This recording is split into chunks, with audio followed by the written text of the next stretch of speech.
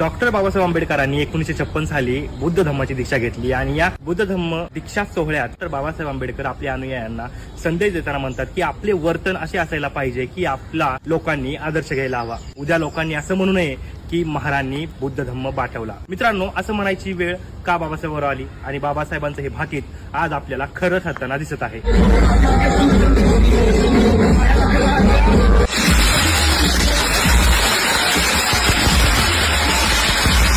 हा व्हिडिओ पाहताच मला आठवतं जेव्हा बाबासाहेब आंबेडकर नानकचंदासोबत चर्चा करतात. त्या चर्चेमध्ये बाबासाहेब आंबेडकर नानकचंदाला म्हणतात की नानकचंदा, हा जो काही मी समतेचा गाडा, समतेचा रथ किंवा समाजाचा गाडा इथपर्यंत आणलेला आहे, हा खूप अथंग परिश्रमातून आणि कष्टातून हाला अपेष्टा सहन करून आणलेला आहे. बाबासाहेब आंबेडकर त्यांच्या अनुयायांना संदेश देताना म्हणतात की हा जो गाडा इथपर्यंत आणलाय तो कमीत कमी तुम्हाला जर पुढे नेता नाही आला तर तो पुढे नेऊ नका, परंतु ह्याला मागे लोटण्याचं काम देखील तुम्ही करू नका. पण आज आपण जर बघितलं तर आपलं जे काय आहे ते सर्व बाबासाहेबांमुळे आहे, पुण्या गोरी गणपतीमुळे नाही. परंतु आज समाजामध्ये अशी क्रूर प्रथा आलेली आहे आणि लोक अशा पद्धतीचे उत्सव साजरे करत आहेत. तुम्हाला काय वाटतं? कमेंट करून नक्की कळवा.